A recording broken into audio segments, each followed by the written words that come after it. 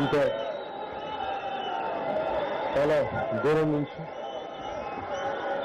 చాలా ప్రేమతో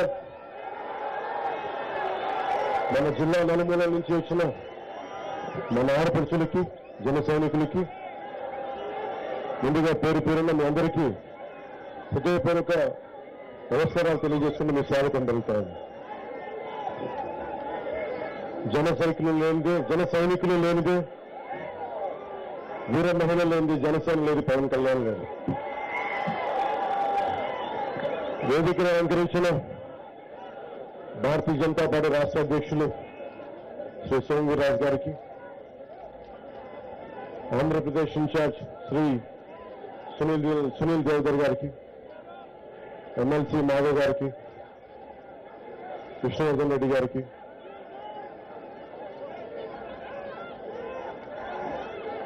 ఆదినారాయణ రెడ్డి గారికి, యాకాటి నారాయణ రెడ్డి గారికి, జనసేన నాయకులు హరిప్రసాద్ గారికి, కిరణ్ రాయల్ గారికి, పిఎస్సి చైర్మన్ నగర్ల మనోహర్ గారికి, మా నాయకులందరికీ, వేదిక పైన మా నాయకులందరికీ ప్రతి ఒక్కరికి పేరు పేరున హృదయపూర్వక నమస్కారాలు, హృదయపూర్వక ధన్యవాదాలు.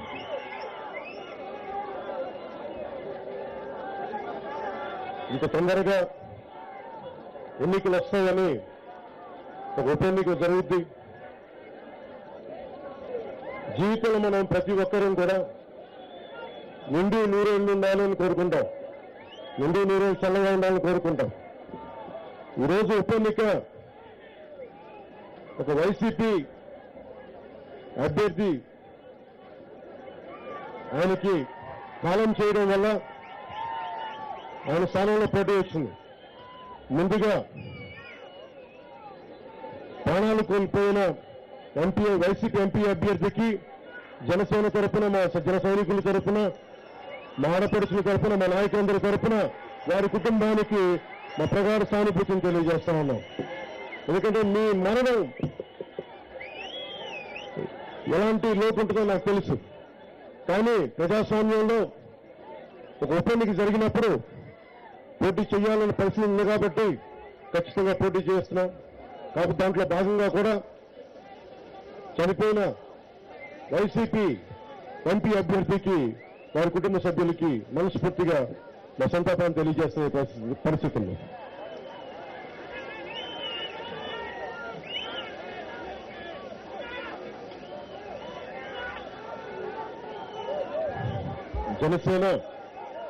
జనసేన పార్టీ ఆవిర్భావానికి ముఖ్య కారణం ఒక నటుడిగా మీ అందరికీ తెలుసు. నటుడిగా కాకముందు ఇదే తిరుపతిలో బాలాజీ నగర్లో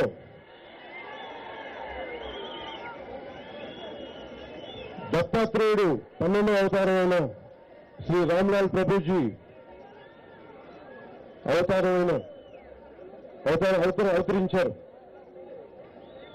వారి పరంపరలో వచ్చిన శ్రీ నృసింహ సరస్వతి శిష్య పరంపరలో వచ్చిన యోగిని రాజరాజేశ్వరీదేవి గారు బాలాజీ నగర్లో ఉండేవారు.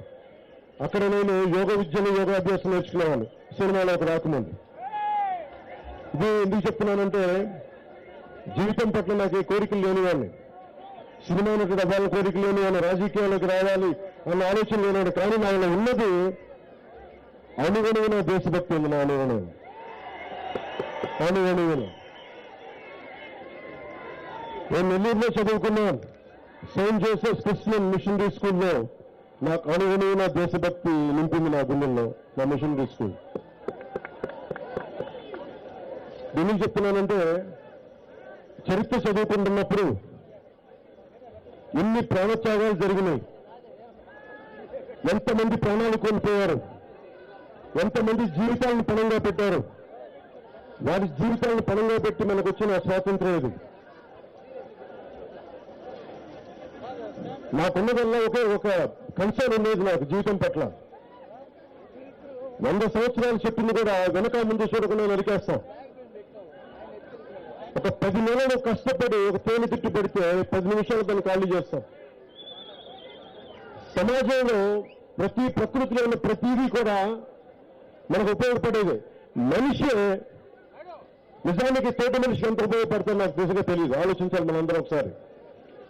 అలాగే 200 ఏళ్ల పాటు పోరాడి సాధించిన ఈ స్వాతంత్రాన్ని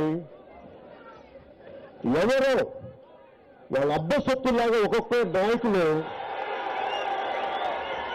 ఇష్టారాజ్యంగా ప్రజలకు సంబంధం లేదు, మీరు మా బానిసలు, మీరు ఓట్లేసి మీ చాయ్ మీరు చావని మేము రాజ్యాధికారం చేస్తామని తొక్కి నార తీసుకొద్దాం, ప్రజల్ని హింసిస్తామంటే సినిమాలోకి రాకముందు నుంచి కూడా నాకు వేదన ఉండేది. ఇలాంటి వ్యవస్థ ఇలాంటి వ్యక్తుల మీద చాలా ఆవేదన ఉండేది. యోగాభ్యాసం చేసిన తర్వాత సాటి మనిషికి, సాటి జీవికి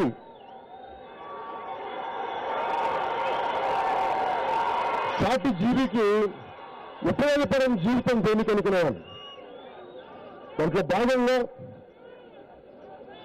చాలా చరిత్ర చదివి, సామాజిక శాస్త్రం చదివి అధ్యయనం అయిన నాకు నటుడిగా అయిన తర్వాత నాకు అనిపించింది, సినిమాలో డైలాగులు చెప్పడం చాలా తేలిక, అన్యాయం ఎదిరించడం తేలిక, నిజ జీవితంలో వచ్చి ఒక్క అడుగు ముందుకేయడం కన్నా కష్టం, చాలా దుర్లభం. ఆ ధైర్యం ఎందుకు నేను చేశానంటే, ఎంతసేపు దేశం నాకేమిచ్చింది, సమాజం నాకేమిచ్చింది, నాకేమిచ్చింది అడుగుతాం కానీ నేను దేశానికి ఏమిచ్చాను, నా సమాజానికి ఏమిచ్చాను నేను అడగం. నేను అందరిలాగా మాట్లాడదలుచుకోలే. కోట్లు ట్యాక్సులు కడతాను, నేను కోట్లు సంపాదిస్తాను, కోట్లు ట్యాక్సులు కడతాను, కోట్ల రూపాయలు జనానికి ఇస్తాను. నేను ప్రజల సొమ్మును కాజేసే వ్యక్తిని కాదు, నేను కాంట్రాక్టులు తీసుకొని కాంట్రాక్ట్లో డబ్బులు కాజేసే వ్యక్తిని కాదు, నేను నా కోట్లు దాన్ని ఇచ్చే వ్యక్తిని. అది నాకు మన ధర్మాన్ని, భారతదేశపు ధర్మాన్ని అర్థం చేసుకునేవాడిని కాబట్టి నేను చేయగలను. కానీ ఎవరో ఎక్కడో కూర్చొని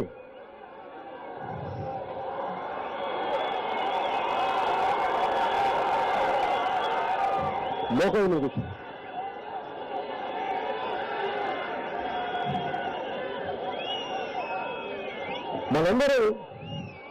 మనందరం నాతో సహా మనందరూ ₹1 సంపాదిస్తే 48 పైసలు, రూపాయికి 48 పైసలు ట్యాక్స్ కడతాం. ట్యాక్స్ దేనికి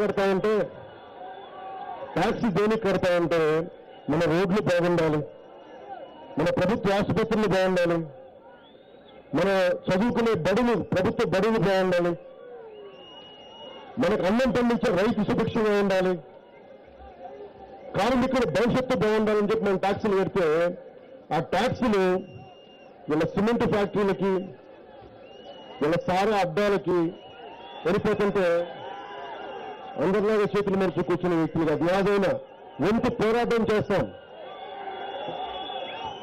కష్టమో నష్టమో. అంటే ఒక అన్యాయం జరుగుతున్నప్పుడు మనం నేరెత్తకపోతే ఆ అన్యాయం మరింతగా పేటరేగిపోద్ది. ఇందాక సునీల్ దేవ్ గారు మాట్లాడుతూ వైసీపీ గుండాల పార్టీని ఎందుకన్నారంటే,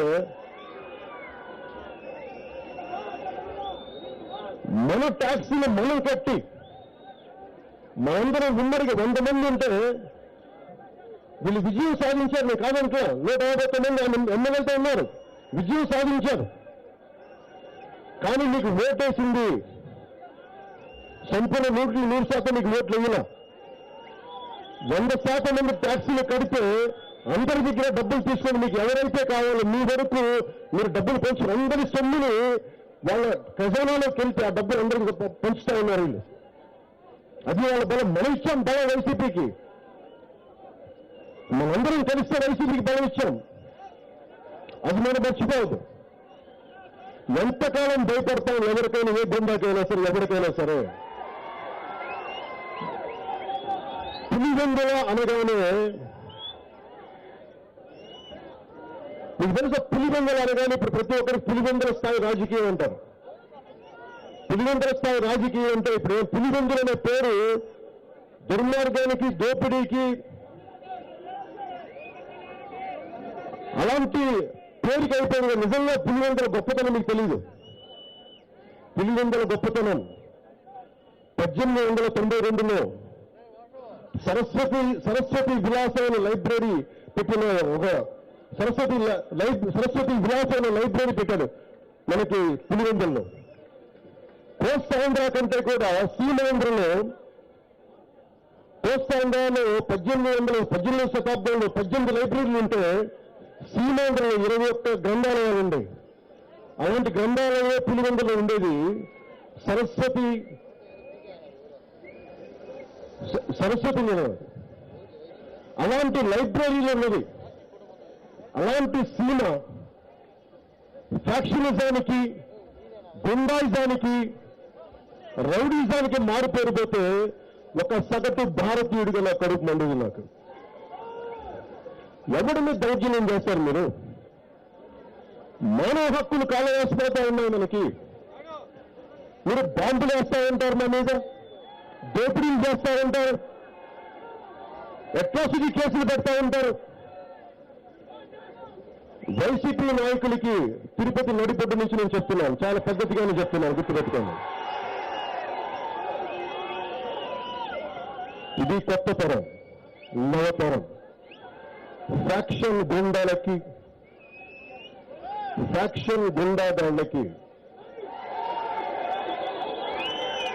భయపెట్టే వాళ్ళకి భయపడే వ్యక్తి పవన్ కళ్యాణ్ కాదు, గుర్తుపెట్టుకోండి. మా జన సైనికులు అంతకంటే కాదు, మా నాయకులు అంతకంటే కాదు, భారతీయ జనతా పార్టీ జనసేన నాయకులు మీకు భయపడే వ్యక్తులు కాదు. ఎదురు తిరుగుతాం, రోడ్ల మీదకి వస్తాం, చొక్కాలు పట్టుకొని లాగుతాం, మర్యాదగా ఉన్న కొట్టాలి. మన పంచాయతీ ఎన్నికల్లో దేశం కోసం చనిపోయిన ఒక వ్యక్తి, దేశం కోసం ప్రాణాలు విడిచిన ఒక సైనికుడు రైల్వే కోడూరు దగ్గర మైసూరు వారి పల్లెలో పంచాయతీ మాజీ ప్రాణాలు కోల్పోయిన మాజీ సైనికోద్యోగి ఆయన సతీమణి గెలిస్తే వారి మీద దాడులు, బెదిరింపులు అంతటి ఆక్క ఎక్కడ కోడూరు పక్కన 4 కిలోమీటర్ల దూరం ఉన్న రైల్వే కోడూరులో పట్టి ఇవ్వాల్సిన ఈద్గాకి, ముస్లిం సమాజానికి ఇవ్వాల్సిన బనియన్ గ్రౌండ్ కి వాళ్ళు వెళ్ళి తీసుకెళ్లి పక్కన కావాలని ఇబ్బంది పెట్టడానికి మైసూరు వారి పల్లెల్లో 17 ఎకరాల స్థలం అక్కడిచ్చారు. రైల్వే కోడూరు అంత స్థలం, ప్రభుత్వ స్థలం పెట్టుకొని మైసూరు వారి పల్లెల్లో ఉన్న ఒక 17 ఎకరాల పూరంబోకు భూమిని ఆ పంచాయతీ నిర్ణయించింది. అక్కడ స్థానికంగా మన జనాభా పెరుగుతా ఉంది, ప్రాథమిక విద్య పాఠశాల సరిపోవట్లేదు, దాన్ని పెంచుతాం, తరగతులు పెంచుతాం, ఆట విడుపులకి మనకి ఆట విడుపు కేంద్రాలు పెడదాం, క్రీడా స్థలాలు పెడదాం అని అనుకుంటే దానికి ముస్లిం సమాజం మధ్య, అక్కడున్న స్థానికంగా ఉన్న సమాజం మధ్య గొడవ పెట్టడానికి వైసీపీ వేసిన ఎత్తుగడ ఎక్కడ స్థలం లేనట్టుగా తీసుకెళ్లి ముస్లిం సమాజానికి మేము అక్కడ గెలిచిన వ్యక్తులకి గొడవ పెట్టే విధానం. ఈ పద్ధతి కొద్ది సంవత్సరాల క్రితం మనం ఆలోచించేవారు, మనకి భయం ఉండేది. నేను ఈ రోజున వైసీపీ నాయకులు చెప్తా ఉన్నాను, మీరు ఇలాంటి పిచ్చి వేషాలు వేసి సమాజాన్ని విచ్ఛిన్నం చేసే పరిస్థితులు వస్తే మిమ్మల్ని రోడ్లకి ఇచ్చే పరిస్థితులు దరిదాపులను దయచేసి మర్చిపోకండి. మీరు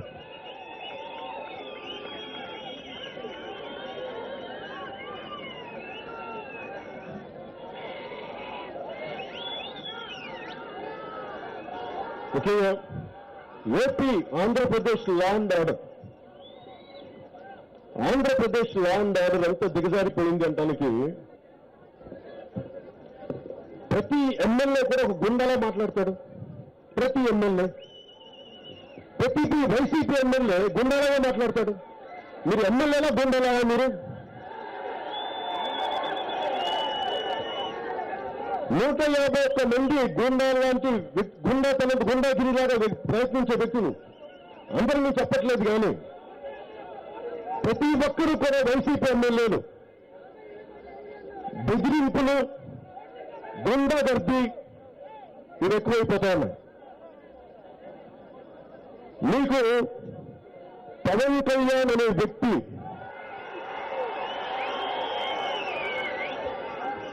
చాలా ఆలోచించి రాజకీయాల్లోకి వచ్చిన వ్యక్తి, మర్చిపోదు.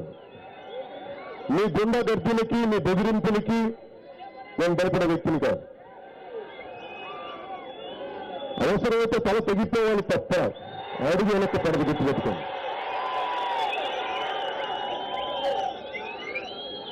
రోజున సీమాంధ్ర గొప్పతనం 21 లైబ్రరీలు ఉన్న సీమాంధ్ర ఒకప్పుడు 18వ శతాబ్దంలో చదువుల తల్లిది, సరస్వతి నేలది, అన్నమాచార్యుడు పుట్టిన నేల, తిరిగే నేల ఇది, వేమారెడ్డి వేమన పుట్టిన నేల ఇది, శ్రీకృష్ణ దేవరాయలు ఏలిన నేల ఇది, శ్రీకృష్ణ దేవరాయలు నేల భయపడతాయి ఫ్యాక్షనిస్ట్ గుండాలను చూసి.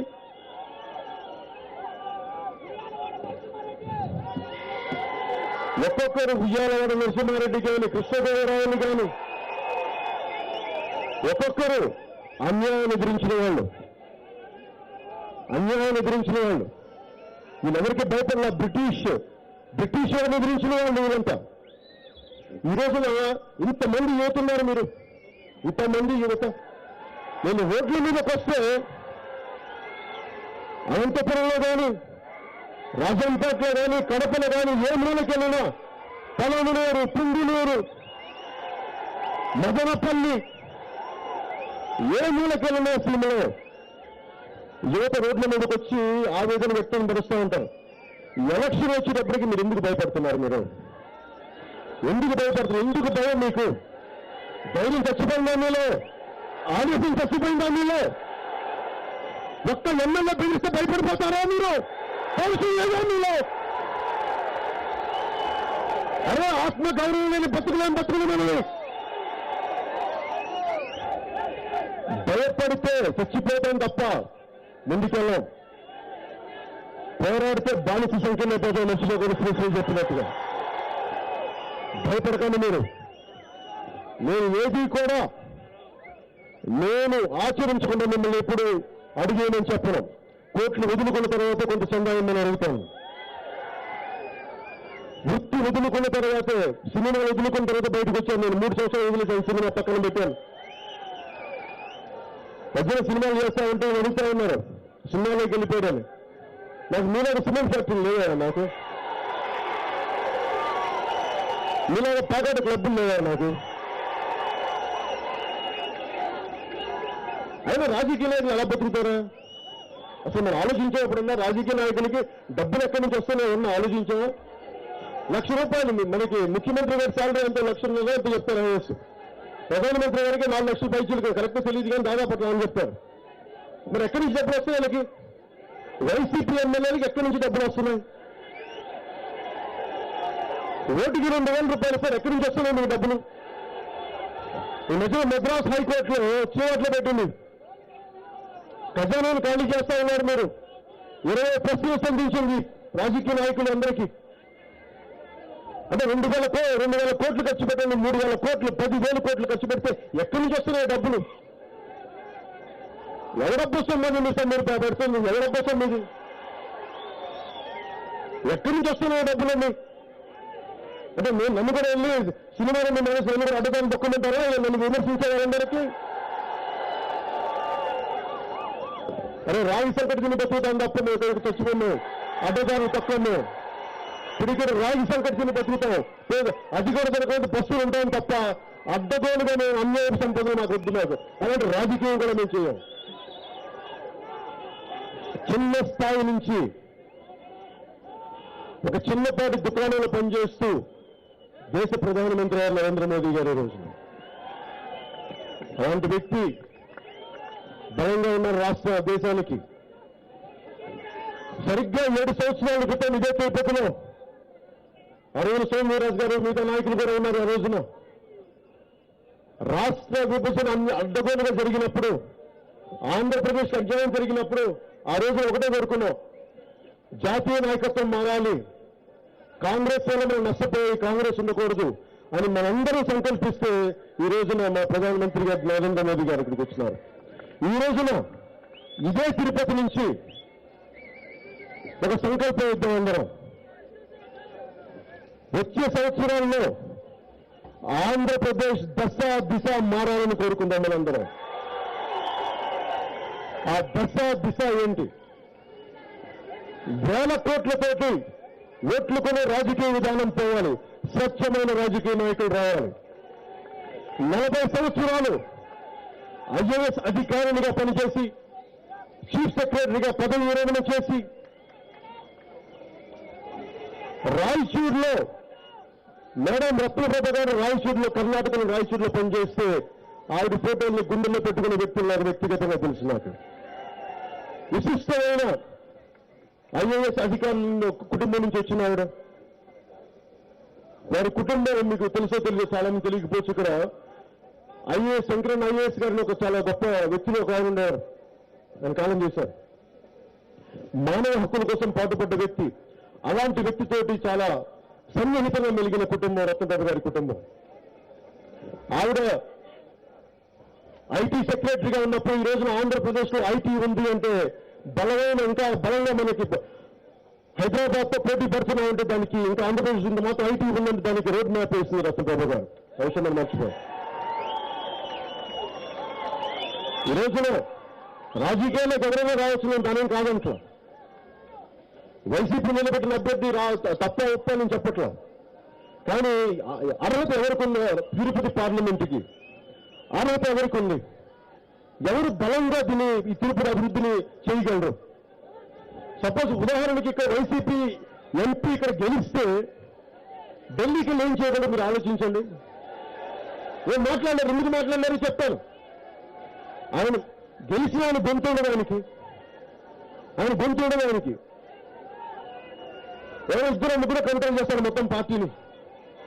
కానీ రత్నప్రభ గారు గెలిస్తే, మనందరూ కష్టపడి గెలిపిస్తే మన సమస్యల్ని చెప్పుకోవచ్చు, బలంగా చెప్పుకోవచ్చు. మనం నేను వైసీపీ అభ్యర్థి ఏదైనా మాట్లాడదామని అనుకోవడానికి కూడా ధైర్యం లేదు. ఇంత అన్యాయం జరుగుతున్నప్పుడు 151 మంది సభ్యులుండి, ఎమ్మెల్యే నుండి 22 మంది పార్లమెంట్ సభ్యులుండి, ఇంత బలమైన సత్తా ఉండి కూడా వీళ్ళకి ఏం చేశారు అంటే 6 నెలలు కర్రసాగు చేసి 300 ముసలిని పెట్టండి ఎవరో.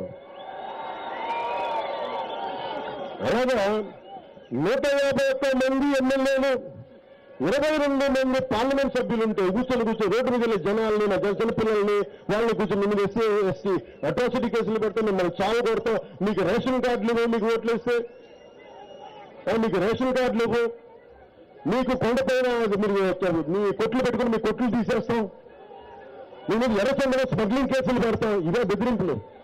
సామాన్యుల మీద ప్రతాపం దమ్ముంటే పవన్ కళ్యాణ్ చూపించండి, తెలుసుకుంటాను. నేను ఛాలెంజ్ చేస్తున్నాను.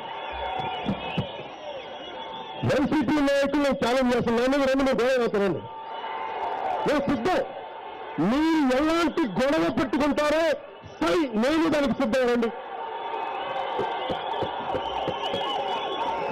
నేను అధికారం బదలాయింపు జరగాలి.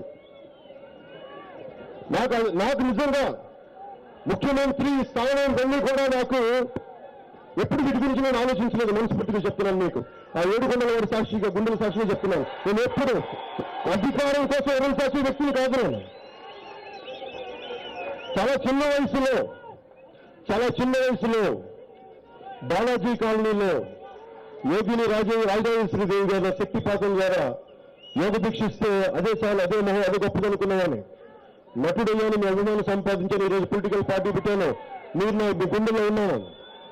అంతమించి నాకు వేరే పెద్ద పదవి నాకు అవసరం లేదు. మీ గుండెలో ఉన్న పదవి నాకు చాలా అత్యంత అద్భుతమైనది.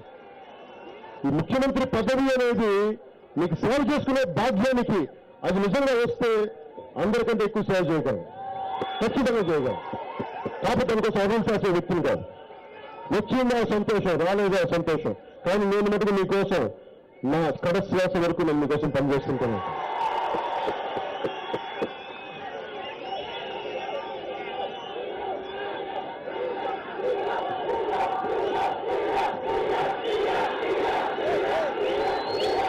ముఖ్యంగా ఇందాక మాట్లాడుతూ అధికారం బదలాయింపు గురించి మాట్లాడారు. నేను సినిమాలోకి రాకముందు నుంచి మీ అందరికీ తెలుసా లేదు, హైదరాబాద్లో ఉండేటప్పుడు కూడా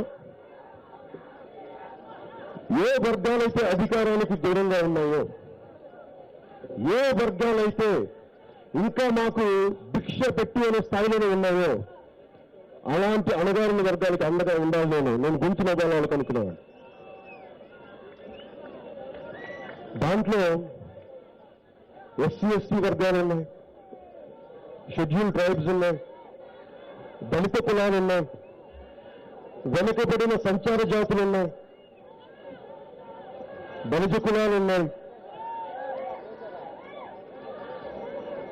వెనుకబడ్డ ముస్లిం మైనారిటీ వర్గాలు ఉన్నాయి. పేదరికానికి పుట్టిందే అగ్రకులంలో కానీ మొత్తం ఒక అడుగడుగున పేదరికం ఉండే బ్రాహ్మణ సమాజం, వైశ్యులు అనేక మిగతా అగ్రకులాలన్నింటిలో పేదలు అందరికీ వాళ్ళ సామాన్యులు వారికి గుంత అవ్వాలనుకునేవాడిని. మీరు చూస్తే నేను ఏ రోజు కూడా నేను అడ్వర్టైజ్మెంట్లు చేయలేదు. నేను కోట్లు తీసుకొని అడ్వర్టైజ్మెంట్లు చేయలేదు. ఎందుకు చేయలేదో కూడా చెప్తాను. నేను బ్రాండ్ అంబాసిడర్గా ఉండాలి అంటే మా ప్రజలకు ఉంటాను తప్ప నేను ప్రోడక్ట్లకి అయితే ఉండను నేను అనుకున్నాను. ఎందుకు చేయలేదు? నేను డబ్బు పోగొట్టుకునే నాకు తెలుసు. అది జ్ఞానం లేక కాదు, జ్ఞానం ఉండి నేను పోగొట్టుకున్నా. నాకు అవసరం. నేను నిలబడాల్సింది మా ప్రజలకు నిలబడాలి తప్ప ఒక కంపెనీ ప్రోడక్ట్లే కాదు. నేను నిలబడితే నా దేశాన్ని నిలబడతాను, సమాజానికి నిలబడతాను. ఈ విలువలతో ఉండే రాజకీయ నాయకులు చాలా కష్టం, ఇబ్బంది ఉంటుంది. ఒకసారి నాకు అనుకుంటుంది, అసలు నువ్వు ఎందుకు వచ్చే రాజకీయాల్లోకి? ఇంత అవినీతి భయంతో నిండిపోయిన రాజకీయాల్లో నువ్వు వచ్చి ఏమి సాధిస్తావంటే నేనేం సాధించకపోవచ్చు. కానీ భావితరాలకి పవన్ కళ్యాణ్ అనే వాడు ఒక వచ్చి ప్రయత్నం అయితే చేశాడయ్యా అనిపిస్తుంది నా జీవితంతో. ఏం కావాలి నాకు? ఎన్ని వేల కోట్లు తింటావు, ఎన్ని వేల ఎకరాలు కావాలి మనిషి బతకడానికి? చచ్చిపోతే నీకు 6 అడుగులు గొయ్య తప్ప ఇంకేం కావాలి నీకు? ముఖ్యంగా లా అండ్ ఆర్డర్ ఇంత ఏ స్థాయికి దిగజారిపోయింది అంటే, లా అండ్ ఆర్డర్ ఏ స్థాయికి దిగజారిపోయిందంటే రాష్ట్రంలో స్వయాన ముఖ్యమంత్రి గారి చిన్నాయన వివేకానంద రెడ్డి గారు దారుణ హత్యకు గురైతే 2018లో ఈ రోజుకి దిక్కులేదు. ఎవరు చంపారో తెలీదు.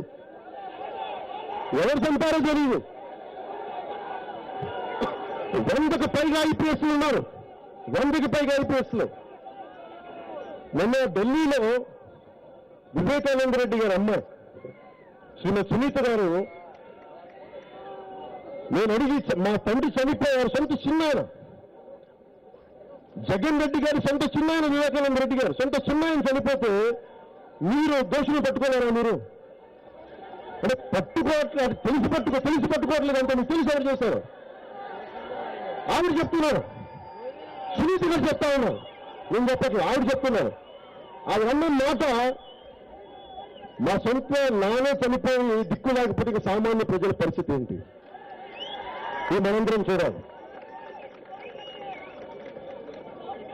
పులిని బట్టి అంటే గతంలో తెలుగుదేశం అప్పుడు ఏమనుకున్నారు, తెలుగుదేశం పోతే మంచిది వస్తుంది అనుకున్నాను.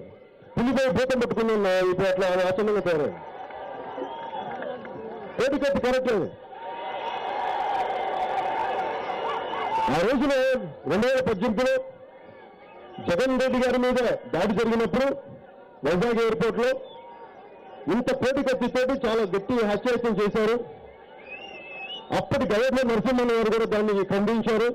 దీని మూలాల్లోకి వెళ్ళాలి, దీని లోతులకు వెళ్ళాలి, దీన్ని పట్టుకోవాలి దోషులు ఎవరైనా. మరి ఇప్పుడు దాకా 2 సంవత్సరాలు డీజీపీ దగ్గర నుంచి సిఐడి దగ్గర నుంచి అందరూ మీ చేతిలో ఉన్నారే. నేను కోటికత్తితో పొడిచిన వ్యక్తి ఎవరు, ఎందుకు, దేనికోసం నిర్ధారించలేకపోయారు?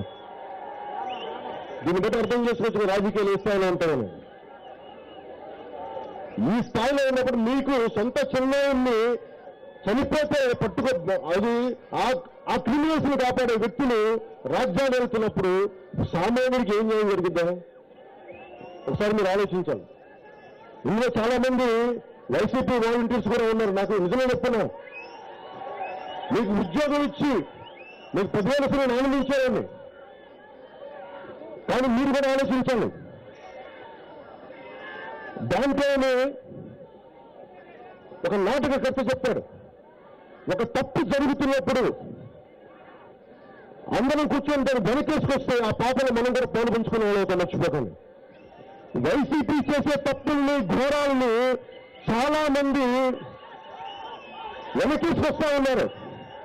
వారు చేసిన ప్రతి హత్య, చేయిస్తున్న ప్రతి దాడి దాంట్లో మీరు భాగస్వాములు అవుతారు, గుర్తుపెట్టుకోండి. ఆ పాపం దెబ్బ కొడద్దు మీకు.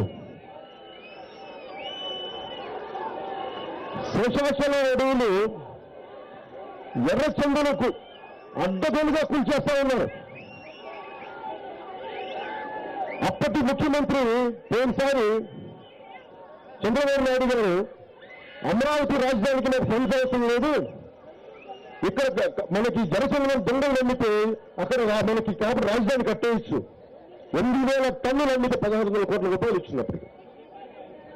మరి ఆ రోజున మరి ఏ ఉద్దేశంలో మరి అంత పెద్ద డబ్బు ఎలా వచ్చింది తెలియదు. మరి 16,000 ఎందుకు కుదించబడి ఈ రోజుకి మనకు అర్థం. నేను వీళ్ళు కూడా ఇంకా 300 కోట్లకి ఎర్రచందనం వేల వేస్తామని చెప్తా ఉన్నారు.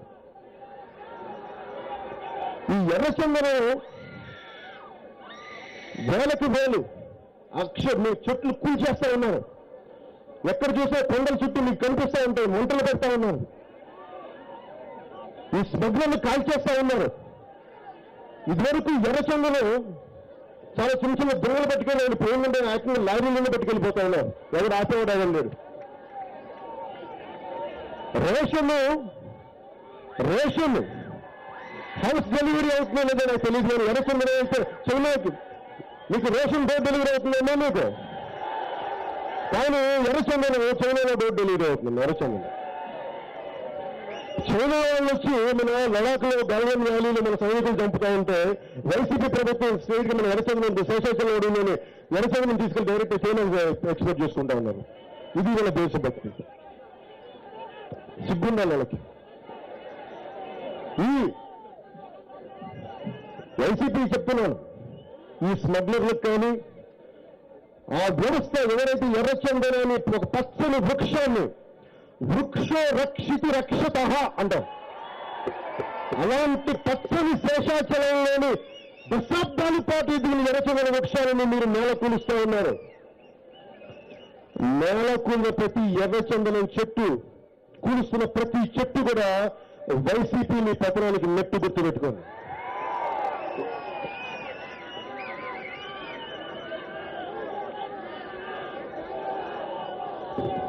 నేను ఇందాక చెప్పినట్టుగా అణగారిన వర్గానికి అండగా ఉండాలనుకునేవాడిని. మీకు చాలా మందికి నేను సామాన్యుడు కదా నాకేం భయం ఉంటుంది అనుకుంటా. మీరు అసమాన్యమైన శక్తిని గుర్తుపెట్టుకుని ఇక్కడున్న ప్రతి ఒక్కరిని, చూస్తున్న ప్రతి ఒక్కరిని, వింటున్న ప్రతి ఒక్కరిని, ఒక ఆకు రౌడీకి, ఒక పనికి మాలిన గుండాగాడికి మీరు భయపడాల్సిన అవసరం లేదు. ధైర్యం ఎలా వస్తుంది అంటే జిమ్ కంటే మీరు కండ పెంచుతున్నారు కదా, ధైర్యం కూడా అనుకుంటే మేము గొడవ పెట్టుకోమని చెప్పట్లా, మీరు గొడవలు పెట్టుకోమని చెప్పట్లా. భావదారిద్ర్యం ఒకటి ఉంది. నేను ధైర్యంగా ఉంటానని మీరు మనసులో కూడా అనుకోవడానికి భయపెడితే సమాజం ఎక్కడ మార్పు వస్తారా మీకు? మీరు ధైర్యంగా ఉండాలి. ధైర్యంగా ఉండటం అంటే మీరు ఒక ఓటు వేయడానికి ధైర్యం వేయాలండి, ఒక ప్రయత్నం చేయండి. మీరు నా సభల చుట్టూ వచ్చి ఓటు అన్యాక్రాంతం అయిపోతే రేపు పొద్దున మీ మీద దాడులు చేస్తారు. మీ మీద మీకు అండగా నిలబడి, నేను చాలా మంది అంటారు నిన్ను ప్రజల్ని పక్కన నిలబడుతుంటే నేను అనుకున్నా, మనకు భయాలు ఉంటాయి వాళ్ళకి. ఒక సభ వచ్చినప్పుడు రాయలసీమంతా నిండుద్దు నాకు తెలుసు, ఎందుకు తెలుసు నాకు. రాయలసీమలో రాయి లేని నేల ఇది, కృష్ణదేవరాయ లేని నేల ఇది, తత్వం చెప్పిన నేల ఇది, వేమన తత్వం చెప్పిన నేల ఇది, బ్రహ్మం గారు పుట్టిన నేల ఇది. ఇలాంటి నేలలో ధైర్యం లేకుండా ముందుకుపోద్ది, కానీ ఉంటుంది. కానీ ఎక్కడో అందరం విడివిడిగా ఉన్నాం, కులాలుగా సమూహంగా మీరందరూ ఒకటి అవ్వాల్సిన పరిస్థితి ఇది. మీరు కనుక ధైర్యంగా లేకపోతే మటుకు రాయలసీమ ఇట్లా వెనకబాటుగా ఉంటుంది. వెనకబాటుకు లేదు ఇక్కడ. నిజంగా వెనకబాడుతానంటే కొంతమందికి వేల ఎకరాలు ఎక్కడి నుంచి వస్తాయి, 100 కోట్ల డబ్బులు ఎక్కడ సంపాదిస్తారు. మన బతుకులు ఎందుకు మారట్లేదు? వాళ్ళ జిందగీలు మారుతున్నాయి కానీ మన జిందగీలు ఎందుకు మారట్లా? ఒకసారి ప్రతి ఒక్కరు చూసుకోవాలి. మీరు ధైర్యంగా లేకపోతే మేము ఎన్నిసార్లు ఎంతమంది ఇచ్చినా మార్పు అయితే రాదు. మార్పు రావాలి అంటే ఈ ఉప ఎన్నిక, నేను వచ్చి నిలబడ్డాను పోయినసారి కూడా, ఏమైంది? మార్పు రావాలి అంటే మీరు ఓటు వెయ్యాలి. మీరు చాలా మంది చాలా మంది ఏం మాట్లాడతారంటే దేశం చాలా గొప్ప మహానుభావులు, ప్రతిసారి అంబేద్కర్ గారికి పాలాభిషేకాలు, సుభాష్ చంద్రబోస్కి జైహిందులు, గాంధీ గారికి నమస్కారాలు, రాధాకృష్ణ గారికి జైజేలు పలికి ఓటేసే రోజు మట్టుకు వాళ్ళకి సెలవు కావాలి. వాళ్ళకి సెలవు రోజు అది. అరే దేశం కోసం భగత్ సింగ్ 20 వయసులో చచ్చిపోతే ప్రజలు చచ్చిపోతారు అర్థం. ఒక్క రోజు క్యూలో నిలబడి ఓట్లు వేయలేరా మీరు? ఒక్క రోజు ఓట్లు అంత మాత్రం దేశం కోసం సమాజం కోసం త్యాగం చేయలేరా మీ సమయాన్ని? అంత మాత్రం ప్రేమ కూడా లేదు దేశం మీద మీకు, అంత మాత్రం బాధ్యత కూడా లేదు మీకు దేశం మీద. కనీస బాధ్యత లేదా? హక్కుల గురించి మాట్లాడే వాళ్ళకి బాధ్యతల గురించి తెలుసుకోవాలి. ఈ దేశం నాకేమి ఇచ్చింది, సమాజం నీకు ఏమి ఇవ్వాలి? నీకు బతికిచ్చింది, జంపించింది నేల.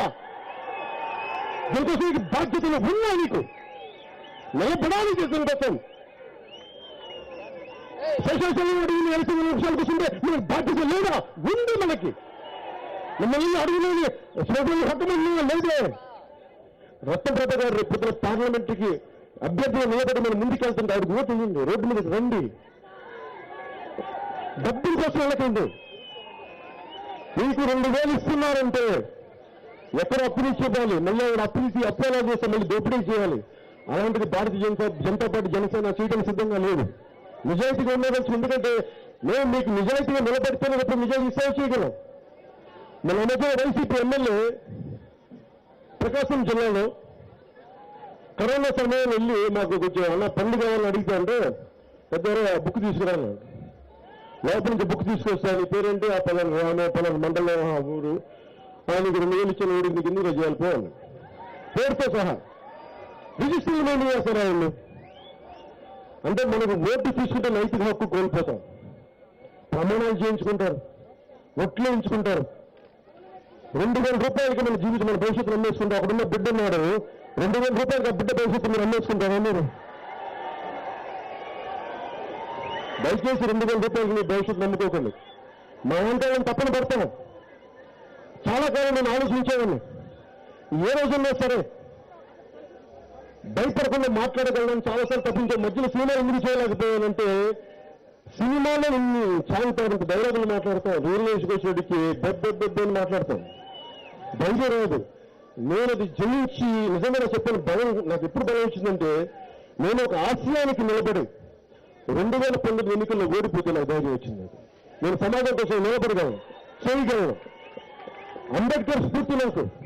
ఆయన ఓడిపోయాడు. అంబేద్కర్ ఓడిపోయిన దేశం కోసం నిలబడ్డాడు మహానుభావుడు.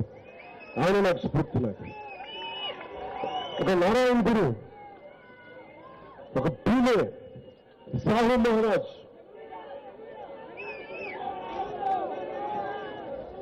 స్వామి వివేకానంద,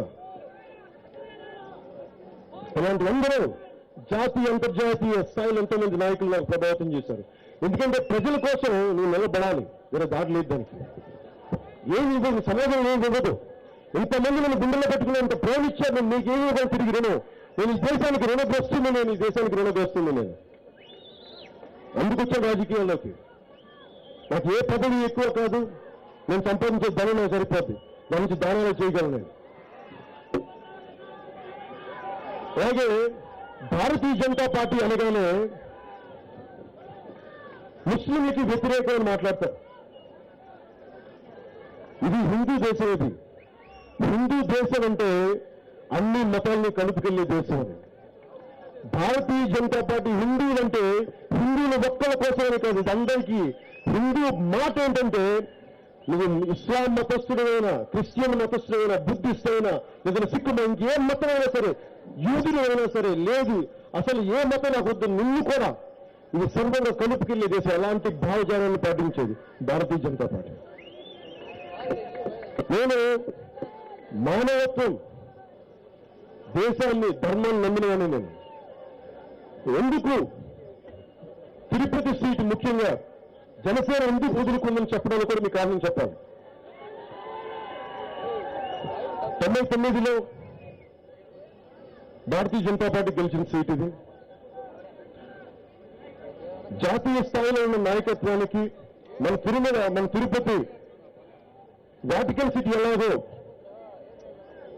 క్రిస్టియన్ సమాజానికి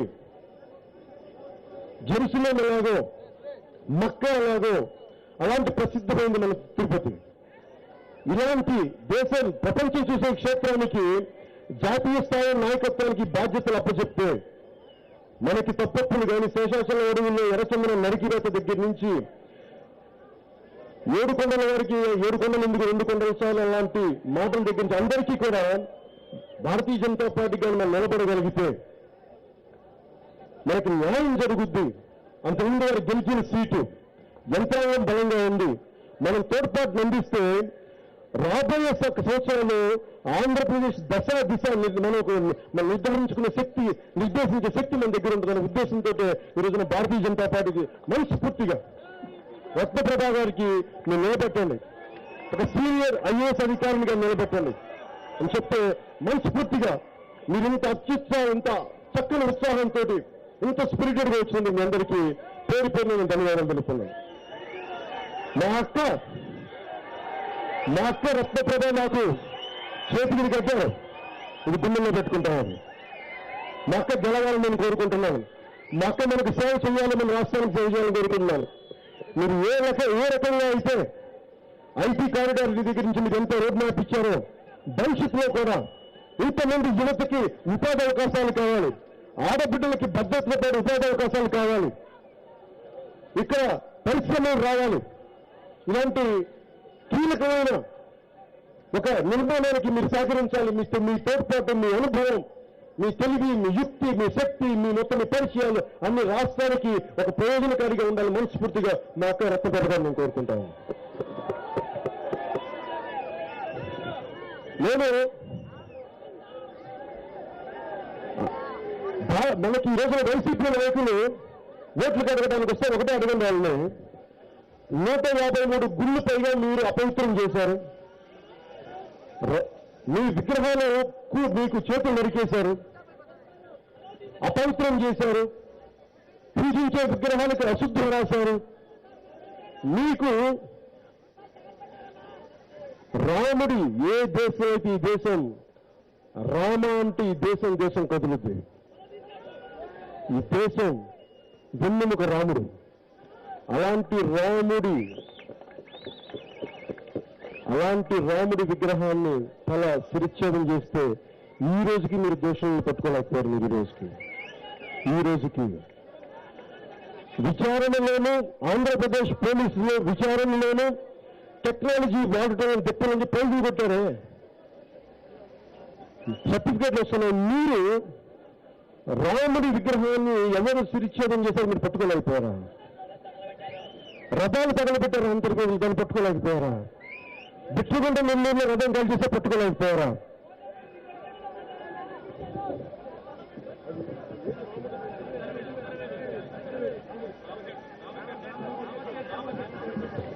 రామతీర్థం శ్రీరాముడి తల విగ్రహం నరికేస్తే నేను అందరూ రమ్మని కోరుకున్నాను. నేను రాముడిని ఒకసారి చూద్దామంటే ఎందుకన్నా తెలుసా మీకు?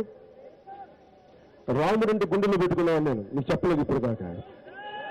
నేను ఆస్తమాతో బాధపడుతున్నప్పుడు చిన్నప్పుడు మా నాన్న డ్యూటీ నుంచి వచ్చి పడుకొని ఉంటే నాకు ఆస్తమాతో ఉద్దేశంతో బాధపడతా ఉంటే రామనామము రమ్యమైనది రామనామం అని మా నాన్న పాడింది ఉండిపోయింది. మా అమ్మ ఈ రోజుకి చాలా మంది తల్లిలాగా రామకోటి రాస్తుంది. మా అమ్మ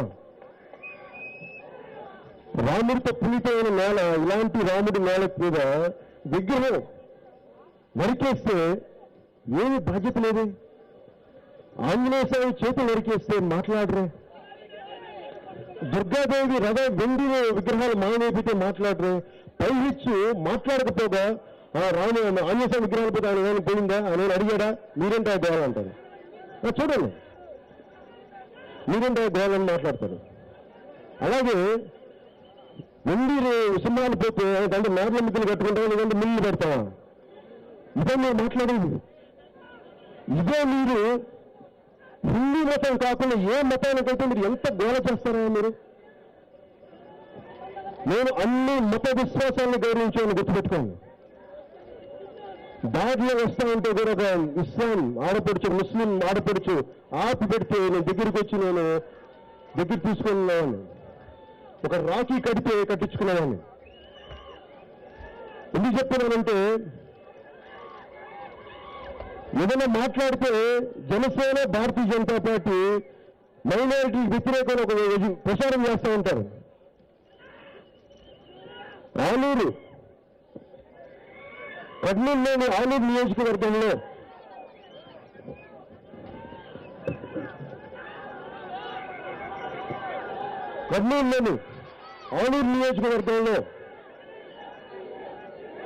దేవనకొండ మండలం బంటుపల్లి గ్రామంలో చాంద్ పాషా అని చెప్పి ఒక ముస్లిం మతస్థుడు ఒక ఆయన 400 ఆవులతో గోశాల చేస్తా ఉన్నారు. ఆయన ఒక ముస్లిం మతస్థులు. అది దేశం తాలూకు గొప్పతనం. అది పాలు కూడా తీరారు. మిగతా వాళ్ళు పాలు తీస్తారేమో కానీ ఆ చాంద్ పాషా గారు పాలు కూడా తీరు. కేవలం ఆ గోమయంతో వీటితో గోమూత్రంతో వాటితో మనకి వ్యవసాయానికి కావాల్సిన పదార్థాలు తయారు చేసి అన్ని దైనిక జీవనం సాగించే వ్యక్తి. అలాంటి మహానుభావులు ముస్లింలు. అలాంటి వారందరూ గుర్తించేది. ఇందాక నేను చెప్పినట్టుగా రామతీర్థానికి ఎందుకు వెళ్ళలేదంటే నేను ఇలాంటి పరిస్థితులకి వెళ్తే మీకు తెలిసి రోడ్ల మీదకి వస్తే ఎలా ఉంటుందో. నా వల్ల అమాయకులు బలవ్వకూడదు. విగ్రహాన్ని కూల్చేసిన దోషులు 10 మంది ఉంటారు. దానికోసం అమాయకులు బలవ్వకూడదు. అది ముస్లిం మతస్థులు కావచ్చు, హిందువులు కావచ్చు, క్రిస్టియన్ మతస్థులు కావచ్చు, ఎవరైనా కావచ్చు. వారు అమాయకులు మనకి బలవ్వకూడదని చెప్పి ఒక ఉద్దేశంతో నేను రామతీర్థం రాలేదు. బాధ లేక కాదు, రాముడి విగ్రహం సురక్షితం అయితే మదనపడి కాదు, వదలేక కాదు, బాధ్యతతో ముందుకు రాలి. ఎందుకంటే సామాన్యుడు అమాయకుడు బలవకూడదు అన్న ఒక బాధ్యత నన్ను ఆపేర చేసింది. మరి ఈ రోజున 153 గుడుల పైన దాడులు జరిగితే ఒక్కళ్ళని దోషులుగా పట్టుకోలేని వైసీపీ ప్రభుత్వం ఏమి పట్టుకొని తిరుపతిలో ఉప ఎన్నికలకు ఓటు పెట్టుకొని వస్తారు.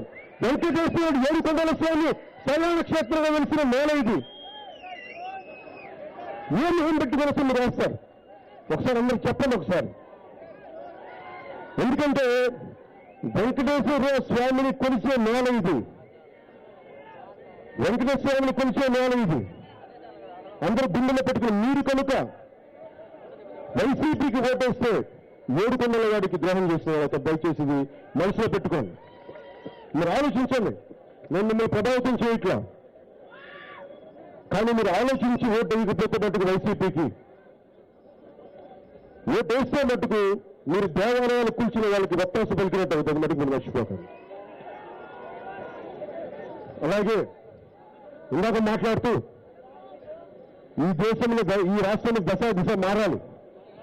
అణగారిన వర్గాలకు అధికారం రావాలి.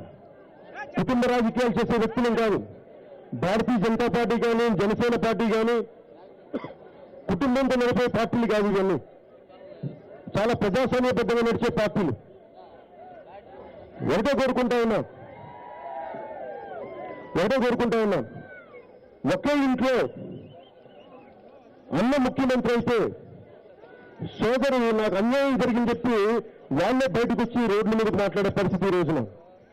ఒక కుటుంబంలో నేను మా అన్న జైల్లో ఉన్నప్పుడు నేను రోడ్లంతా తిరిగాను, నేను గుర్తించడం లేదు అని ఒక సోదరు మాట్లాడితే బయటకు వస్తే ఒక ఎవరైనా సరే ఒక 5 సంవత్సరాల పాటు ఒక పార్టీ అధికారంలో లేకపోతే మా వాళ్ళు దూరం అయిపోయి చెప్పి కొన్ని బలమైన సామాజిక వర్గాలు బాధపడితే అసలు అధికారంలో లేని కులాలు మాదిగలు కానీ, మాలలు కానీ, యాదవులు కానీ, బోయలు కానీ, బక్కలు కానీ, రజకులు కానీ, సంచార జాతులు కానీ, ఎస్టీలు కానీ, కాపులు కానీ, దళితులు కానీ, వైశ్యులు కానీ, మరి వీళ్ళందరూ ఏమనుకోవాలి? ఈ రోజు అధికారం చూడలేదు. దామోదరం సంజయ్ గారు తప్ప ఒక్కళ్ళు ముఖ్యమంత్రి అవ్వలేదే మాదిగల నుంచి, దళిత జాతి నుంచి. అసలు మిగతా బీసీ కులాలకు అసలు అట్టపత్తా లేదు. మీకే ఒక పర్యాయ ఎన్నికల్లో మీరు మీ వ్యక్తులు రాకపోతే మీరు ఇంత తలడిల్లిపోతారు. మరి మిగతా జాతులు, మిగతా కులాలు ఏమనుకోవాలి? అందరూ ఆలోచించాం. నేనున్నది జనసేన, భారతీయ జనతా పార్టీ ఉన్నది ఈ ఉప ఎన్నిక ప్రారంభం మట్టుకే. ఇది ప్రారంభం మటుకే. మార్పు తీసుకొస్తాం, మార్పుకి నిలబడతాం. జనసేన భారతీయ జనతా పార్టీ విజయ కేతనం ఎగరవేస్తాం. వైసీపీ దోపిడీ రాజ్యానికి అడ్డుకట్ట వేస్తాం, అడ్డుకట్ట వేస్తాం.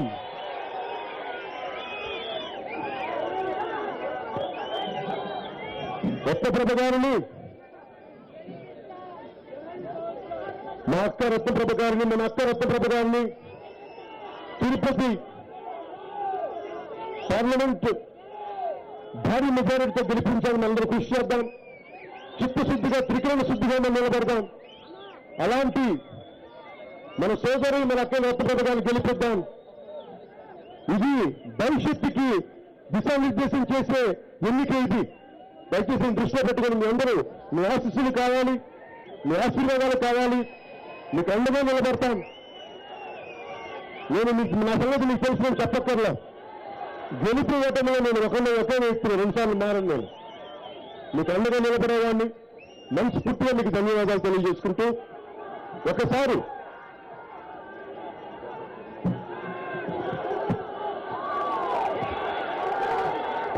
రాజు ముగించబోయేది ఇప్పుడు మర్చిపోయింది ఒకటి ఉంది. పైన తిరుమలలో ముఖ్యంగా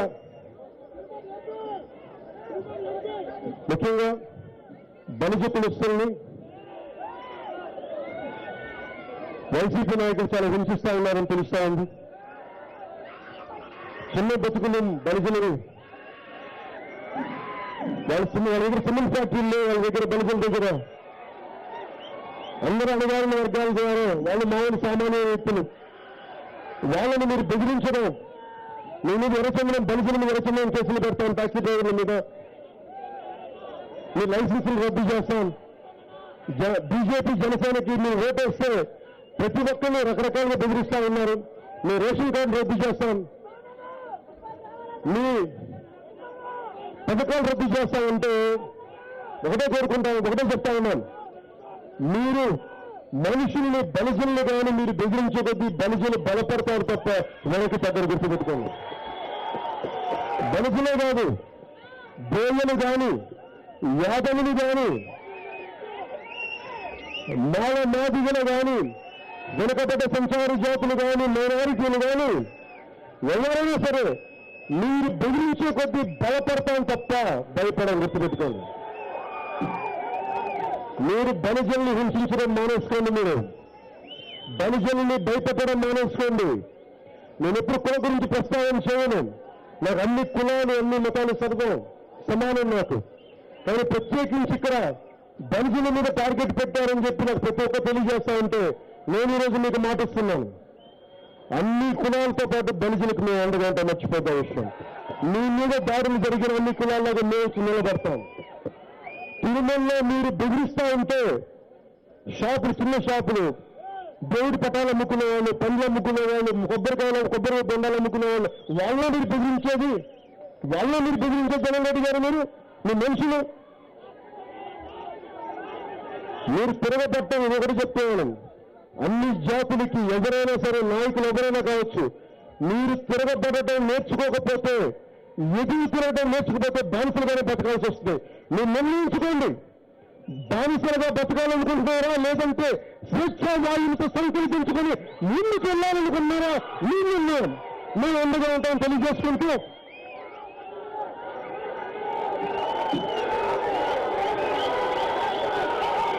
ఏ దేశంలోకినా పొగడవాన్ని తల్లి భూమి భారతని అన్నట్టుగా మనం విన్నట్టుగా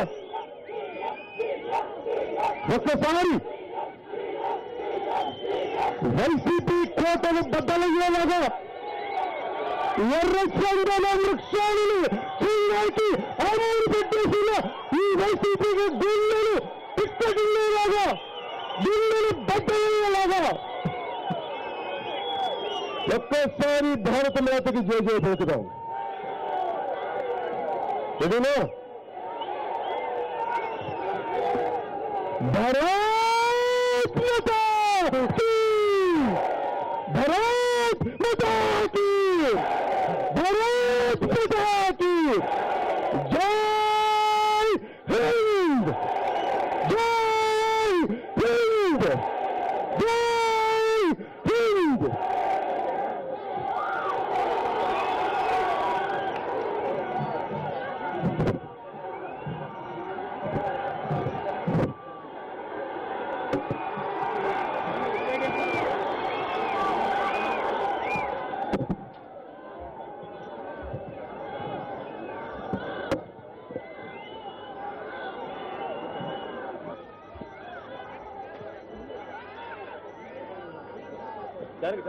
ముందు అందరు బండి పెట్టండి ఎవరు పోతారు కదా